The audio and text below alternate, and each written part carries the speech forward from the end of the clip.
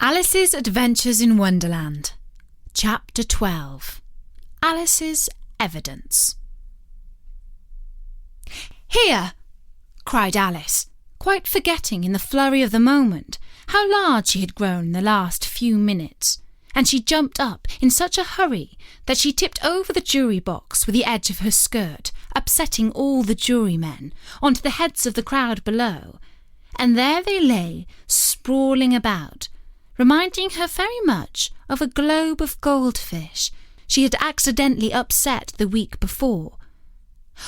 "Oh, I beg your pardon," she exclaimed in a tone of great dismay, and began picking them up again as quickly as she could, for the accident of the goldfish kept running in her head, and she had a vague sort of idea that they must be collected at once and put back into the jury box, or they would die.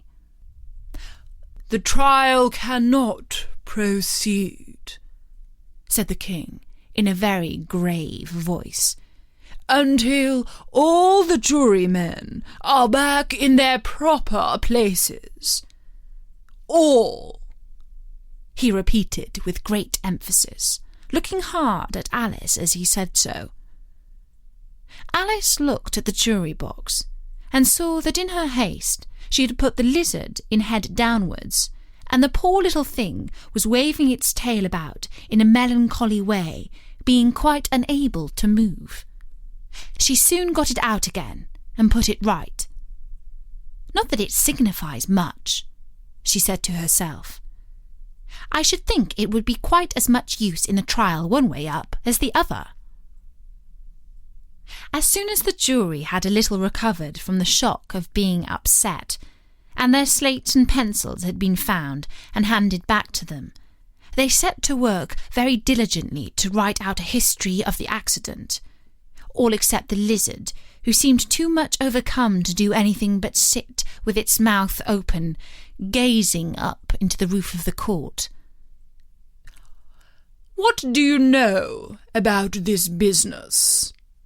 the king said to Alice. "Nothing," said Alice. "Nothing whatever?" persisted the king. "Nothing whatever," said Alice. "That's very important," the king said, turning to the jury. They were just beginning to write this down on their slates when the White Rabbit interrupted. "Unimportant, Your Majesty means, of course," he said in a very respectful tone, but frowning and making faces at him as he spoke. "Unimportant, of course, I meant," the king added hastily, and went on to himself in an undertone. "Important, unimportant, unimportant, important," as if he were trying which word sounded best. Some of the jury wrote it down, important, and some unimportant. Alice could see this as she was near enough to look over their slates. "But it doesn't matter a bit," she thought to herself. At this moment, the king, who had been for some time busily writing in his notebook, crackled out, "Silence!" and read out from his book, "Rule 42. All persons more than a mile high to leave the court." Everybody looked at Alice. "I'm not a mile high," said Alice. "You are," said the king. "Nearly 2 miles high," added the Queen. "Well, I shan't go, at any rate," said Alice. "Besides, that's not a regular rule. You invented it just now." "It's the oldest rule in the book," said the king. "Then it ought to be number 1, said Alice. The king turned pale and shut his notebook hastily. "Consider your verdict," he said to the jury in a low, trembling voice. "There's more evidence to come yet, please your Majesty," said the White Rabbit, jumping up in a great hurry. "This paper has just been picked up." "What's in it?" said the Queen. "I haven't opened it yet," said the White Rabbit. "But it seems to be a letter, written by the prisoner to somebody." "It must have been that," said the King, "unless it was written to nobody, which isn't usual, you know." "Who is it directed to?" said one of the jurymen. "It isn't directed at all," said the White Rabbit. "In fact, there's nothing written on the outside." He unfolded the paper as he spoke and added, "It isn't a letter after all. It's a set of verses." "Are they in the prisoner's handwriting?" asked another one of the jurymen. "No, they're not," said the White Rabbit. "And that's the queerest thing about it." The jurymen all looked puzzled. "He must have imitated somebody else's hand," said the King. The jury all brightened up again. "Please, your Majesty," said the knave, "I didn't write it, and they can't prove I did. There's no name signed at the end of it." "If you didn't sign it," said the King, "that only makes matters worse.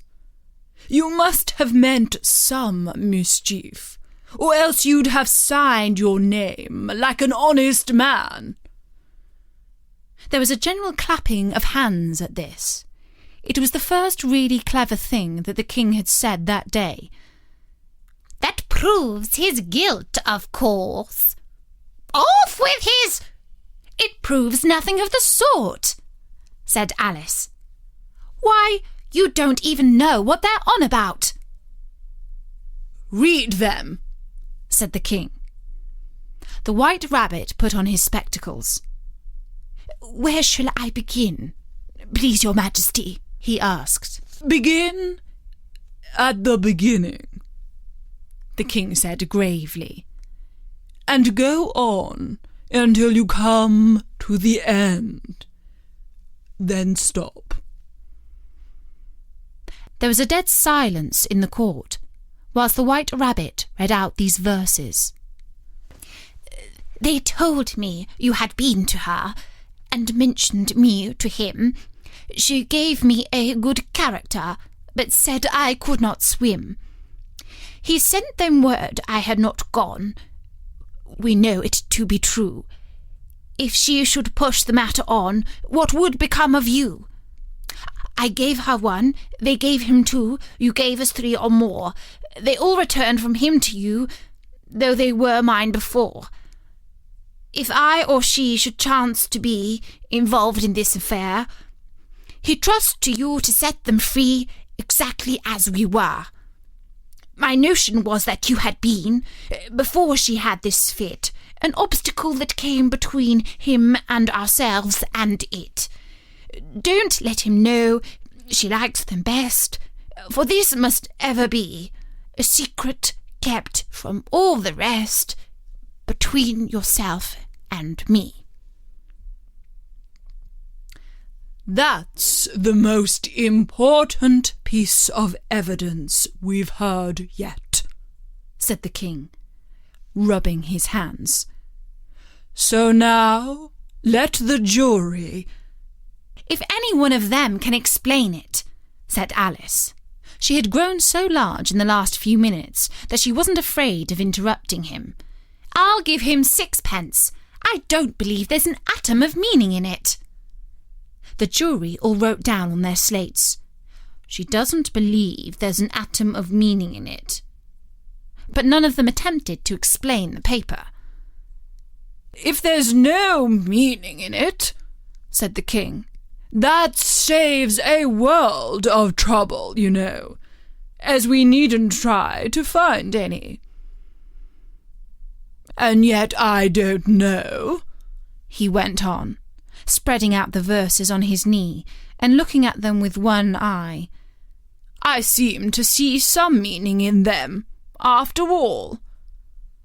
Said I could not swim.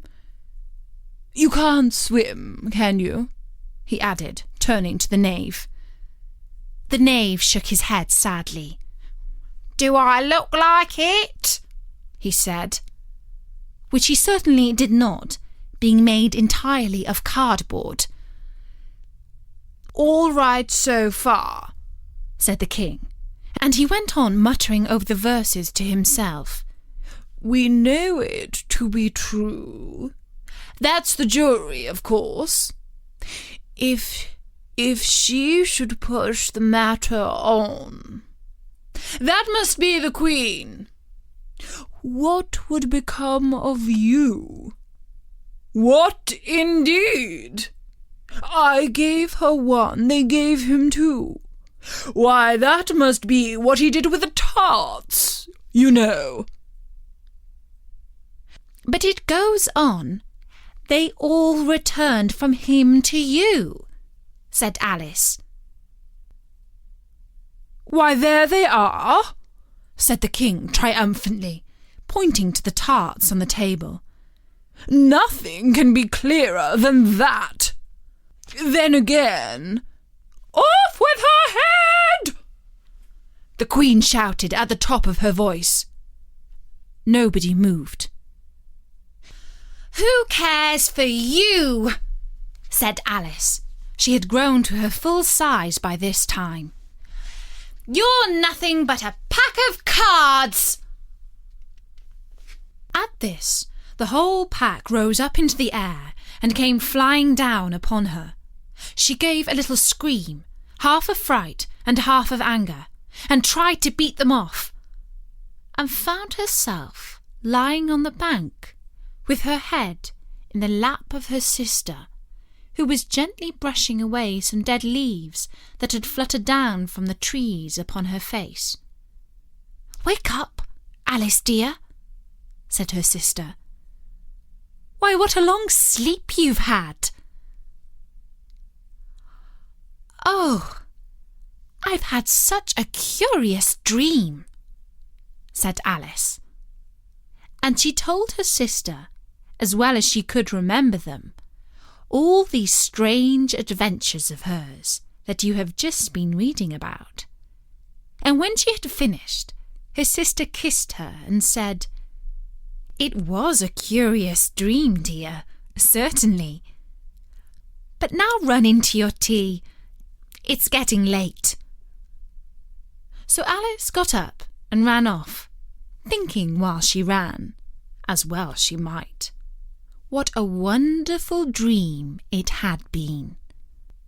But her sister sat still just as she had left her, leaning her head on her hand, watching the setting sun, and thinking of little Alice and all her wonderful adventures, till she too began dreaming after a fashion. And this was her dream. First, she dreamed of little Alice herself, and once again the tiny hands were clasped upon her knee, and the bright eager eyes were looking up into hers. She could hear the very tones of her voice, and see that queer little toss of her head to keep back the wandering hair that would always get in her eyes.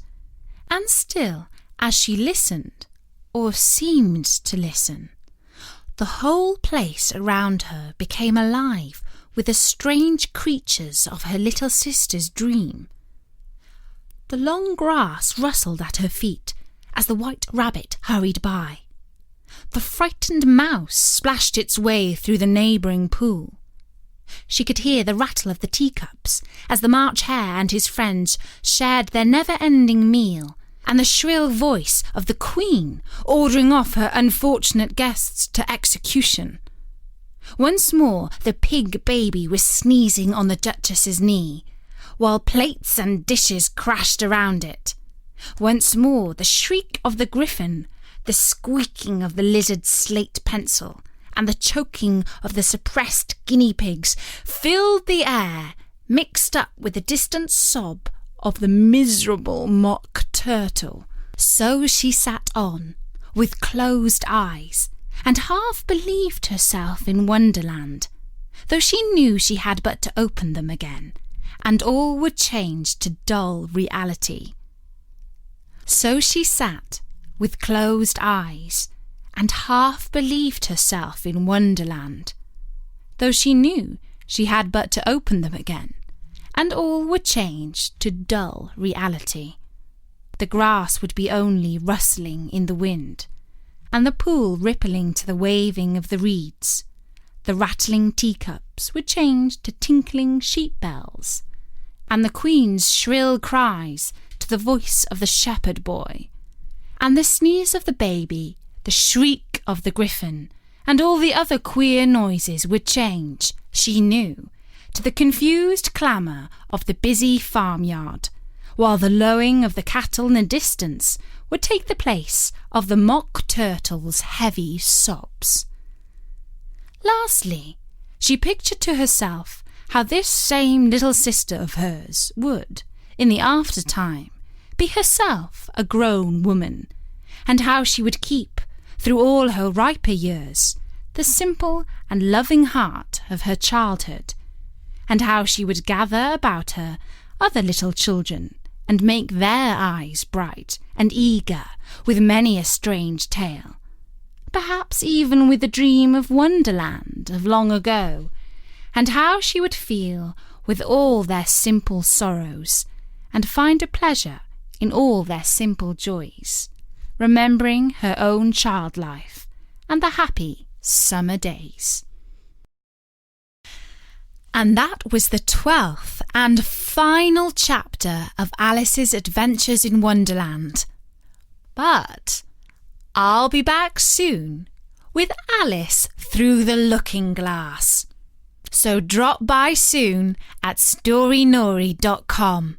Until then, from me, Natasha, bye-bye!